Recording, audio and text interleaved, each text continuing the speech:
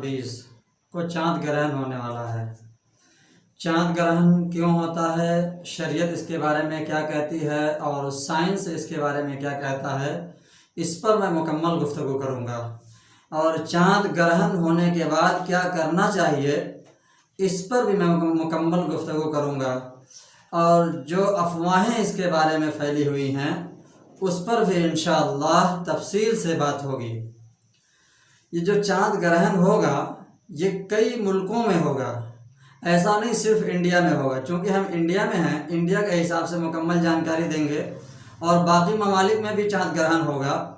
تقریباً کئی ممالک ہیں، انڈیا ہے، نیپال ہے، چائنا ہے، پاکستان ہے، سعودی عرب ہے، آسٹریلیا ہے، جاپان ہے، اسی طرح دبئی ہے، افریقہ ہے، مختلف ملک میں جو ہے چاند گرہن ہوگا۔ لیکن انڈیا کے اندر جو چاند گرہن ہوگا وہ دن کو ہوگا۔ جب دن کو ہوگا تو اس کو کوئی دیکھ نہیں پائے گا۔ باقی ممالک میں رات میں ہے، لیکن انڈیا کے اندر جو چاند گرہن ہوگا وہ دن کو ہوگا۔ تو پہلی بات یہ سمجھنا ہے کہ چاند گرہن کیوں ہوتا ہے، چاند گرہن کیوں ہوتا ہے اور کیسے ہوتا ہے۔ تو جو سائنسداں ہیں ان کا یہ کہنا ہے کہ چاند گرہن اس وقت ہوتا ہے جب زمین اور سورج اور چاند ایک برابری میں آ جائیں۔ جب سورج اور زمین ایک برابری میں آ جائے اور چاند کی جو سورج کی روشنی پڑتی ہے چاند کے اوپر، تو سورج کی روشنی چاند پر نہ پڑے، یعنی پہلے سورج، اس کے بعد یہ جس کو آپ پرتھوی کہتے ہیں، دنیا کہہ لیجئے، یہ ہوگا، اس کے بعد چاند، یعنی سورج کی روشنی جب چاند کے اوپر نہیں پڑتی ہے تو وہ چاند گرہن ہوتا ہے۔ سورج گرہن کے سلسلے میں مکمل گفتگو ہو چکی ہے، ہمارے چینل پہ آپ جا کے دیکھ سکتے ہیں۔ تو یہ رہا سائنسداں کا کہنا کہ چاند گرہن کیسے ہوتا ہے، اور اس کے بارے میں اسلام کیا کہتا ہے۔ پہلے یہ جان لیجئے کہ انڈیا کے اندر کتنے بجے جو ہے گرہن ہوگا۔ تو انڈیا میں جو ہے صبح 8:37 پر شروع ہوگا اور دوپہر 11:22 پہ جو ہے یہ چاند گرہن جو ہے ختم ہو جائے گا۔ دن میں ہوگا، کسی کو اندازہ نہیں ہوگا۔ لیکن اس سلسلے میں طرح طرح کی افواہیں ہیں، افواہوں کے بارے میں بھی میں بات کروں گا، لیکن پہلے یہ بتلاؤں کہ اسلام کیا کہتا ہے چاند کے بارے میں۔ اسلام کہتا ہے کہ سورج گرہن اور چاند گرہن یہ دونوں اللہ تبارک و تعالیٰ کی نشانیوں میں سے ایک نشانی ہے۔ چنانچہ حدیث شریف میں ہے، ان الشمس والقمر آیتان من آیات اللہ لا یخسفان لموت احد ولا لحیاتہ فاذا رأیتموها فافزعوا۔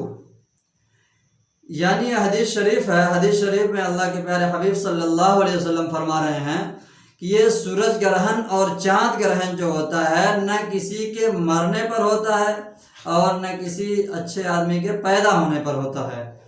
ہوا یوں تھا کہ حضور پاک علیہ السلام کے دور میں جب کفار مکہ اس سمے موجود تھے تو سورج گرہن ہوا، اور اسی دن جو ہے حضور پاک علیہ السلام کے صاحبزادے حضرت اسماعیل کا انتقال ہوا تھا۔ تو لوگوں کا تصور یہی تھا کہ جب کوئی بڑا آدمی مرتا ہے تب سورج یا چاند گرہن ہوتا ہے، یا کوئی بڑا آدمی پیدا ہوتا ہے تب سورج اور چاند گرہن ہوتا ہے۔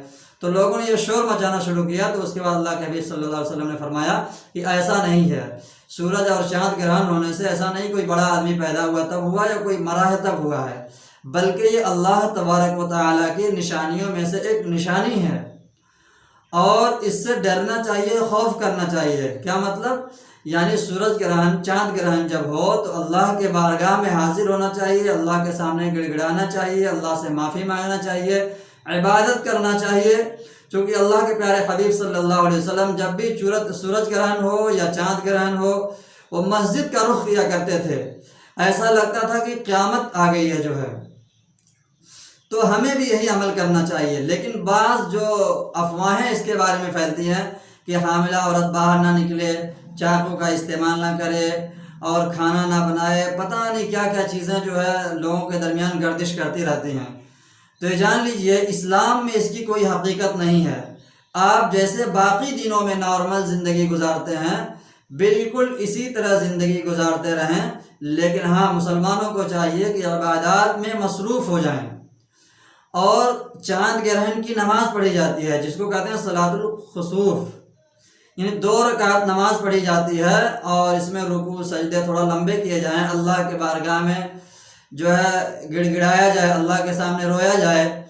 اور اسی طرح یہ نماز جو ہے چاند گرہن کی نماز یہ جماعت کے ساتھ نہیں ہوگی۔ اس سے پہلے میں نے سورج گرہن کے بارے میں بتایا تھا، تو وہاں بتایا تھا کہ سورج گرہن کی جماعت جو ہے نماز جماعت کے ساتھ ہو سکتی ہے، لیکن چاند گرہن کی نماز جو ہے یہ فردن پڑھنا ہے، جماعت کی شکل میں چاند گرہن کی نماز نہیں ہوگی۔ اور اس کے علاوہ یہ تو شریعت کی باتیں تھیں جو شریعت جس کو بتاتا ہے، جس کو ہم فالو بھی کرتے ہیں، اور جتنی طرح کی افواہیں ہیں اس کی کوئی سچائی نہیں ہے، چاہے وہ حاملہ عورت ہو، کہیں آپ کو سفر کرنا ہو یا کوئی اور بات ہو، کچھ بھی ہو آپ کریے، لیکن کوشش یہ کریے کہ اس وقت ہم عبادت میں گزاریں۔ باقی انشاءاللہ کسی کو کوئی دقت نہیں آئے گی، نہ حاملہ عورت کو دقت آئے گی، نہ کسی فالج مارنے والے کو۔ والإسلام ديني ومحمدا رسول الله